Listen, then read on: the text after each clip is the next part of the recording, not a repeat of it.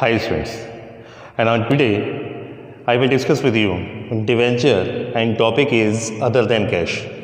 Normally है क्या कि इससे पहली जो वीडियो फर्स्ट वीडियो जो मैंने आपको दी है उसमें मैंने आपको डिवेंचर इशू किए और उसमें 3 कंडीशन मैंने आपको बताया। Debenture issued at par, at discount, at premium. Discount आपके लिए न्यू था क्योंकि शेयर में आपने पार और प्रीमियम को फेस किया। डिस्काउंट मैंने आपको प्रीवियस वीडियो में आपको न्यू टेक्नोलॉजी के साथ एक्सप्लेन किया। बट इस वीडियो में आपको हम डिवेंचर अदर देन कैश के माध्यम से आपको समझाएंगे कि डिवेंचर अदर देन कैश कैसे यूज़ किए जाते हैं। जैसा कि अदर देन कैश आप नॉर्मली शेयर में भी फेस किए हैं, यहाँ उसी मेथड के साथ यहाँ भी आप फेस करेंगे, लेकिन एक मेथड यहाँ इंक्रीज होगा, डिस्काउंट वाला। शेयर आपका अदर देन कैश पार और प्रीमियम होता है, बट डिस्काउंट में पार, प्रीमियम और डिस्काउंट भी यूज़ किया जाता है। तीनों मेथड यूज़ किए जाएंगे। किस तरीके से होता है ये देखिएगा। देखिए, सपोज दैट यदि हम एक एग्जाम्पल के बेस पर यदि हम लेते हैं, मान लीजिए आपने मशीन को परचेज किया, मशीनरी परचेज किया 5,50,000 और 10% डिवेंचर आप इश्यू कर रहे हैं यहाँ पर, जिसका रेट आपका 100 है। तो सबसे पहले ये जो आपका एग्जाम्पल मैंने लिया है, सबसे पहले यहाँ पर आप एट पार, प्रीमियम और डिस्काउंट पे आप एंट्री बनाएंगे। कैसे बनती है ये देखिएगा। पहली आप एसेट परचेज करते हैं, तो यहाँ आप नोट डाउन करेंगे dear, machinery account debit to vendors account. Normally vendors उस कैंडिडेट को बोलते हैं जिससे किसी एसेट को परचेज किया जाता है।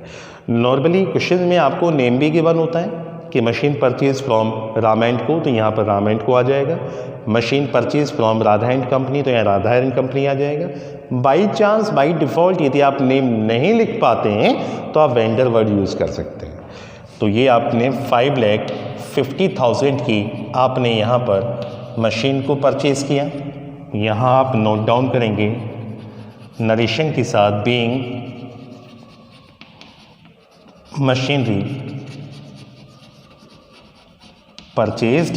इसके बाद आप डिवेंचर को इश्यू करते हैं, तो पहला मेथड है आपका एट पार, तो आप दूसरी एंट्री बनाएंगे यहाँ, vendors account debit, vendors account debit 5,50,000। क्यों? क्योंकि ये वाली जो एंट्री है आपकी क्रेडिट वाली, ये डेबिट हो जाती है। इसके बाद आप यहाँ पर लिखेंगे टू डिवेंचर अकाउंट। तो डियर, डिवेंचर में आपके पास 100 रुपीज़ तो है, बट कितने डिवेंचर हैं ये आपको पता नहीं है, क्योंकि 100 रुपीज़ तो नॉर्मली आप ले रहे हैं। तो यहाँ पर आप लिखेंगे नंबर ऑफ डिवेंचर। तो नंबर ऑफ डिवेंचर में नंबर ऑफ डिवेंचर जो आप लिखेंगे, तो वेंडर अमाउंट है आपके पास 5,50,000 डिवीज़न बाय 100, तो ये आपका हो जाएगा डियर डिवेंचर 5,500। तो यहाँ पर 5,500 की मल्टीप्लाई कर देंगे तो ये 5,50,000 आपका डिवेंचर हो जाएगा। तो इस तरीके से मशीनरी परचेज करने के बाद एट पार वैल्यू पर आप डिवेंचर इश्यू कर सकते हैं। इसके बाद आता है आपका एट डिस्काउंट। यदि आप डिस्काउंट पे आप डिवेंचर इश्यू करते हैं तो डिस्काउंट का रेट का होना बहुत ज़रूरी होता है कि रेट क्या है। तो सेकेंड एंट्री चेंज हो जाएगी आपकी, vendors account debit 5,50,000 to debenture account. Debenture में आपके पास 100 रुपीज़ तो हैं, बट नंबर ऑफ डिवेंचर नहीं है डियर। तो ये कैलकुलेशन आपको करनी होती है, number of debenture equal vendors amount upon face value minus discount. तो इस तरीके से ये आपका डिवेंचर आ जाएगा। इस डिवेंचर को आप यहाँ मल्टीप्लाई कर देंगे और इस वाली वैल्यू में से इसको माइनस करके आप डिवेंचर में discount on issue of debenture represent कर देंगे डियर, जो भी आपका डिफरेंस आएगा यहाँ पर। तो इस तरीके से वन टाइम मशीन परचेज करने के बाद डिवेंचर एट पार पे इशू किए जा सकते हैं, डिस्काउंट पे किए जा सकते हैं। इसके बाद आता है आपका प्रीमियम। तो ये प्रीमियम का रेट यदि हम लेते हैं 10% की, तो आप फिर एक जर्नल बनाएंगे सेकंड वाली, फर्स्ट वाली कॉमन होती है यहाँ पर, सेकंड वाली चेंज होती है। तो सेकंड वाली बनेगी आपकी vendors account debit to debenture account और टू डिवेंचर प्रीमियम अकाउंट। तो ये वेंडर में आपका आ जाएगा 5,50,000, डिवेंचर में 100 की मल्टीप्लाई करके शेयर डिवेंचर को निकालना बहुत ज़रूरी है। तो डिवेंचर आप निकालेंगे उसी मेथड से, number of debenture equal 5,50,000 divide by 100 plus 10, तो ये हो जाएगा डियर आपका 5,50,000 अपॉन 110, तो 500 आ गया। तो 500 आप यहाँ पर लिखेंगे 5,000, तो 5 लाख हो गया ये, और आपका प्रीमियम हो जाएगा 50,000।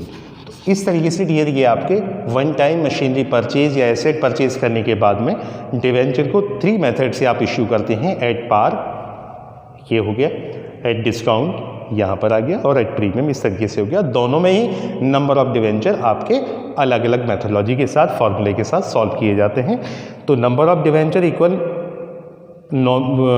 Debenture value upon face value at the time of discount, nominal value upon face value minus discount at the time of premium, nominal value upon या vendor amount upon 100 plus premium. इस तरीके से ये आपका बनता है।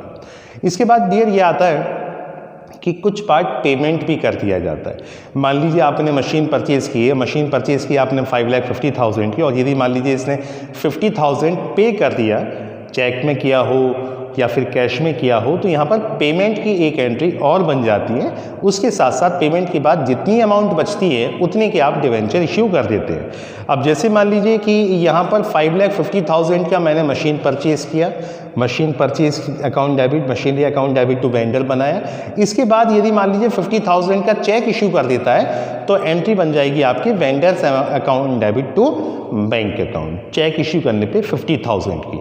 अब उसके बाद में फिर यहाँ पर वेंडर आपका बच जाएगा यहाँ पर 5 लाख, क्यों? क्योंकि 550 में 50,000 का आपने चेक इश्यू कर दिया और फिर 5 लाख की आपकी वेंडर की अमाउंट बची, उतने की आप डिवेंचर इश्यू कर सकते हैं। तो इस तरीके से यहाँ पर चेक पे करने के बाद में, बैंक से पे करने के बाद में आप डिवेंचर रिमेनिंग बैलेंस के साथ डिवेंचर इश्यू कर सकते हैं। तो डियर ये रहा आपका other than cash. Other than cash I hope आपकी समझ में आ गया होगा 3 मेथोडोलॉजी के साथ।